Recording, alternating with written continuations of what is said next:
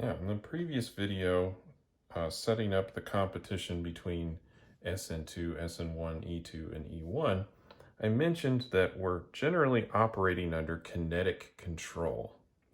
And so we should really examine the kinetics role in each one of these mechanisms.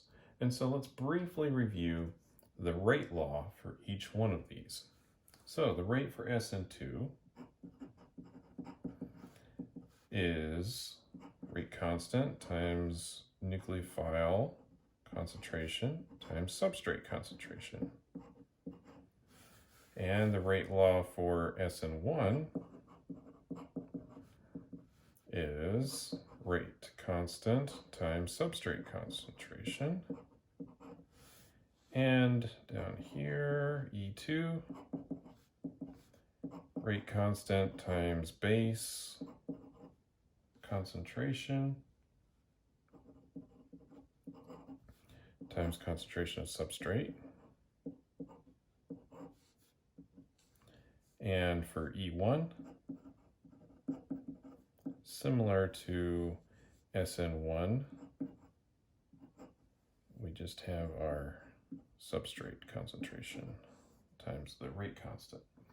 Now you'll notice something about here. And let's return up to the nucleophilic competition here, and let's see if we can get a pattern on what's between these two. So here we'll see that the concentration of the nucleophile matters, and it's even more so than that. The nucleophile is involved in the rate determining step since it's part of the rate law. Well, because of that, the nucleophile is really the thing that's forcing the leaving group out. See, in this case, the leaving group's leaving on its own. Here, the nucleophile is coming in, forcing the leaving group off. So, SN2 is sensitive to the nucleophile's attacking ability.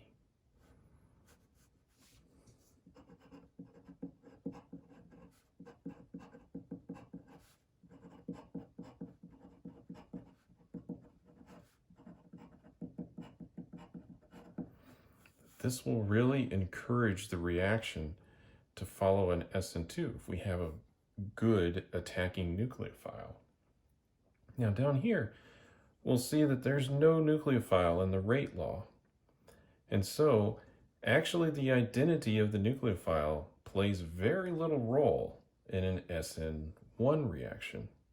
And instead that role is replaced by the leaving group. If the leaving group is very good at disappearing or breaking the bond here, then that will speed up this reaction. So this is more sensitive to leaving group ability.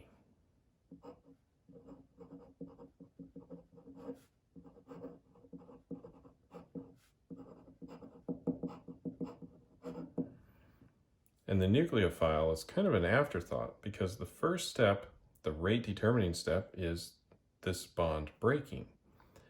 And that bond breaking is really going to play the leaving group what it is, and the stability of the leaving group after it's left the molecule is going to play a much larger role than whatever's coming in to the carbocation. Now, E2 and E1 have a similar story. With E2, we have a base that comes in and deprotonates the substrate, and then that causes the leaving group to leave. So E2 is sensitive to how strong of a base we're using.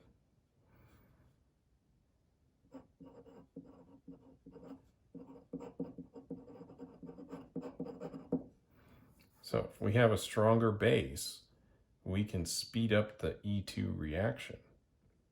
Now, similarly to SN1, E1 has no additional thing in the rate law other than the substrate. And so in this case, again, the leaving group ability is the thing that's going to affect the kinetics.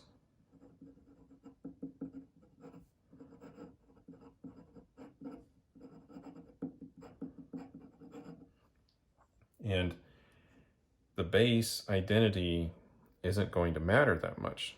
So we can use much weaker bases when we're doing E1. And we'll need stronger bases to promote E2. Same thing with the nucleophiles. If we have a weaker nucleophile, we're going to promote an SN1.